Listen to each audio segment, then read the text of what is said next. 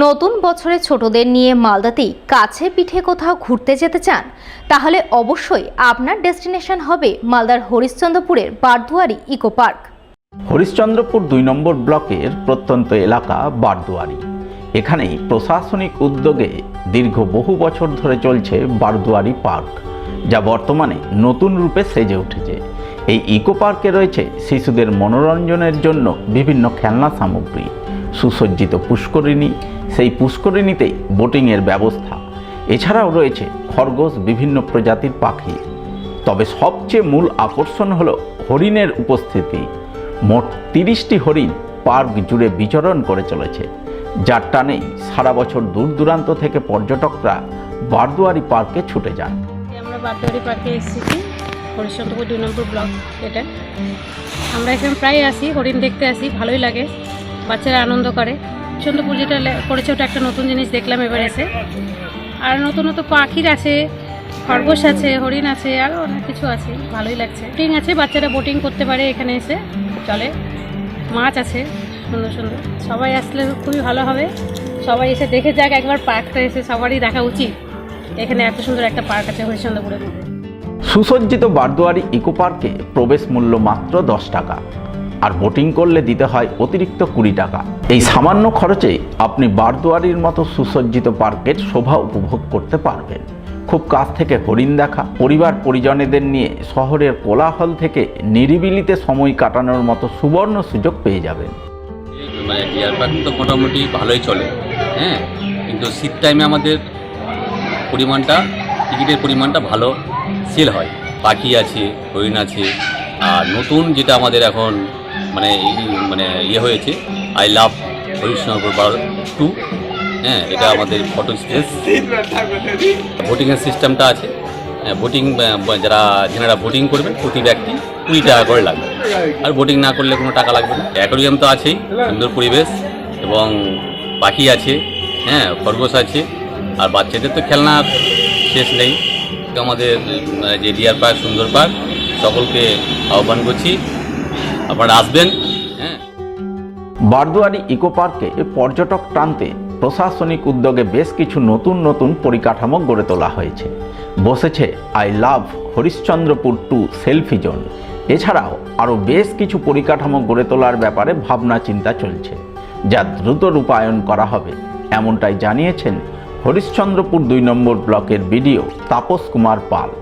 পেছনে তো দেখতেই পাচ্ছেন হরিণগুলো রয়েছে, এটাই এখানকার মেন অ্যাট্রাকশান। এখানে 30টা হরিণ রয়েছে এবং ওদের খুব যত্ন করে রাখা হয়, এবং ওটাই এখানকার অ্যাট্রাকশানের মেন কারণ। এছাড়াও এখানে সামনে পুকুর রয়ে গেছে, বোটিং পার্ক, বাকি জায়গা গল্প করার জন্য বা একটু রেস্ট নেওয়ার জন্য খুব সুন্দর জায়গা। ওখানে পশু পাখি, কতগুলো পাখি রয়ে গেছে, খরগোশ রয়ে গেছে, অ্যাকোয়ারিয়াম আছে। মোটামুটি একটা মানে কোথাও ঘুরতে এসেছে একটা রিক্রিয়েশন, সেটার জন্য যথেষ্ট সুন্দর জায়গা। এর মধ্যেই খুব দ্রুত এখানে মানে বাচ্চাদের মনোগ্রাহী বেশ কিছু আইটেম এখানে কেনা হবে, ইনস্টল করা হবে, যাতে বাচ্চারা আরও এটা টানেই আসে। যেমন আই লাভ হরিশ্চন্দ্রপুর লেখা হয়েছে, ওর সামনে আবার একটা সেলফি পয়েন্ট করা হবে, প্লাস এখন একটা কালারও করা হচ্ছে, আরও কিছু আইটেম ধরা হচ্ছে। ওখানে একটা কাচের ঘর, যেটা সায়েন্স সিটিতে যেমন আমরা দেখতে পারি, গেলে মুখের বিভিন্ন আদল হয়ে যাচ্ছে, আমি চিনতে পারছি না, যেটা আমার মধ্যে অটোমেটিক্যালি একটা মানে হাসি নিয়ে আসে, ওই টাইপের একটা ঘর ওই কর্নারটাতে করা হবে। মানে যেটাতে আমরা বাইরে গেলে, কলকাতার দিকটা হোক বা বড় শহরে যেতে গেলে যেরকম পার্ক দেখি, প্রায় আধুনিকতার ওই ছোঁয়াটা লাগিয়ে নিয়ে পার্কটাকে প্রায় ওই পর্যায়ে যতটুকু পারা যায় সাধ্যমতো নিয়ে যাওয়ার চেষ্টায় আছে। মালদার রতুয়া 1 নম্বর ব্লকের শামসি এগ্রিল হাই স্কুলে 8ম পর্যায়ে দুয়ারে সরকার শিবির হয়ে গেল শুক্রবার। শামসি এগ্রিল হাই স্কুলে আয়োজিত এই শিবিরের সরকারি কর্মীরা একাধিক টেবিল সাজিয়ে বসে রাজ্য সরকারের 36টি প্রকল্পের সুবিধা প্রদান করেন। সুবিধা নিতে বহু মানুষ আবেদনপত্র জমা দেন। এদিনের এই শিবিরে সরকারি পরিষেবা প্রদানের পাশাপাশি এক রক্তদান শিবির আয়োজন করা হয়। শিবিরে এলাকার স্থানীয় জনপ্রতিনিধিরা সহ সাধারণ মানুষজন রক্তদান করেন। রক্তদাতাদের হাতে শংসাপত্র তুলে দিয়ে তাদের উৎসাহিত করেন রতুয়া 1 নম্বর ব্লকের BDO Rakesh Toppo, joint BDO সমর মুর্মু। এছাড়াও উপস্থিত ছিলেন ব্লক স্বাস্থ্য আধিকারিক মাসুদ রহমান, শামসি গ্রাম পঞ্চায়েতের প্রধান মোনালিসা দাস সহ আরও অনেকেই। শামসি এগ্রিল হাই স্কুলে আমাদের দুয়ার সরকার ক্যাম্প ছিল। এবং তার সঙ্গে আমাদের ব্লাড ডোনেশন ক্যাম্পও ছিল। এখন অবধি 25 জন অলরেডি ব্লাড ডোনেশন করে নিয়েছে, আমরাও দিলাম, এডিও সাহেব দিলাম, ডিএমএস সাহেব সবাই দিলেন। যেহেতু আজকে জুম্মাবার, ফলে সেকেন্ড হাফে একটু বেশি হবে, আমাদের টার্গেট 100 আছে, আমরা করে নিতে পারবো এবং সবার সহযোগিতা পাচ্ছি। খুব সুষ্ঠুভাবে ক্যাম্প চলছে, আশা করি আগামী দিনে আমরা করতে পারবো।